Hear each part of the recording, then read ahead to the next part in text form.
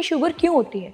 Sugar तब होती है जब आपका बॉडी में एबनॉर्मल ब्लड फैट लेवल बढ़ जाता है। मीन्स कि जब फैट जहाँ पे डेड होने लगता है तो उसमें क्या होता है कि जो आपका ग्लूकोज लेवल है, जो ब्लड में जो शुगर मतलब मीठा कह सकते हैं आपको कि आपका खून मीठा हो गया, तो वो वहीं पे एब्जॉर्ब होने लगता है। जब वो एब्जॉर्ब होगा तो इंसुलिन की प्रोडक्शन नहीं होगी, जो अल्फा बीटा सेल्स होते हैं वो अपना काम नहीं करते हैं, जिसकी वजह से शुगर का प्रॉब्लम आता है और इंसुलिन बिल्कुल ही प्रोडक्शन करना बंद कर जाता है, जिसकी वजह से पेशेंट को इंसुलिन का इंजेक्शन लगाना पड़ता है। लोग कहते हैं कि क्या शुगर रिवर्स हो जाती है? के लिए आपको HbA1c करवाते रहना चाहिए, क्योंकि जितने भी शुगर पेशेंट होते हैं जब उनकी क्रॉनिक हो जाती है शुगर तो उनको डायबिटिक न्यूरोपैथी होती है। सो डॉक्टर साहब, एक जरूर रहता है, लोग कहते हैं कि क्या शुगर रिवर्स हो जाती है? यस मैम, होती है। वो कैसे होती है? मैम इसके लिए आपको HbA1c करवाते रहना चाहिए। सबसे ज़्यादा जो एक सी पेप्टाइड टेस्ट होता है और एक टेस्ट और नाम लूँगी NCB, नर्व कंडक्शन वेलोसिटी और नर्व कंडक्शन स्टडी भी बोला जाता है इसको, क्योंकि जितने भी शुगर पेशेंट होते हैं जब उनकी क्रॉनिक हो जाती है शुगर तो उनको डायबिटिक न्यूरोपैथी होती है। अच्छा।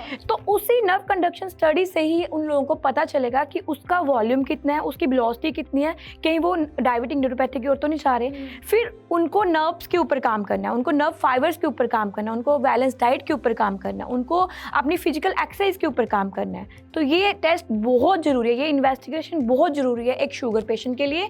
तो ये टेस्ट कितने का देर बाद करानी चाहिए? यूजुअली हम लोग क्या है, हम लोग बहुत आलसी हैं, हम सब कुछ करा लेते हैं लेकिन अपना हेल्थ टेस्ट कराने में हम बहुत लेजी रहते हैं। तो ये जानने के लिए 6 महीने या साल बाद कब करवाना चाहिए? देखिए मैम, सबको पता है HbA1c जो है वो 3 महीने की ब्लड शुगर होती है, लेकिन जो सी पेप्टाइड होता है वो कम से कम 1 साल में एक बार तो करवाना चाहिए। ओके, तो इसकी बार क्या रहती है? जैसे 70 से शायद इसकी बार शुरू होती है। नॉर्मल पेशेंट की कितनी बार में आता है जो इनकी रेशो होती है? 70 to 120 में हम गिनते हैं, या उसके 120 वाले को ऊपर को शुगर होती है? मैम जो आपने मुझे क्वेश्चन पुट किया वो आपने पीपी और फास्टिंग पे बात की है। मैं यो बात करी वो 3 महीने की करी। जो फास्टिंग वाली शुगर होती है वो 70 से 100 या 110 तक मानी जाती है, लेकिन जो पीपी होती है आफ्टर मील के बाद वो 250 200 तक मानी, लेकिन जब 300 तक हो जाती है तो कहीं ना कहीं पेशेंट को HbA1c करवानी चाहिए। ये बात कर रही हूँ मैं। और एक और चीज़ है, बहुत सारे जो बुजुर्ग हैं वो इंसुलिन के इंजेक्शन लगवाते हैं। तो क्या ऐसी कोई ट्रीटमेंट है कि अगर वो जैसे आयुर्वेदा में कि वो मेडिसिन खाना शुरू करें तो उनका इंसुलिन छूट जाए? मैम हो सकता है। पहली बात तो ये, मैंने आपको बोला कि शुगर क्यों होती है।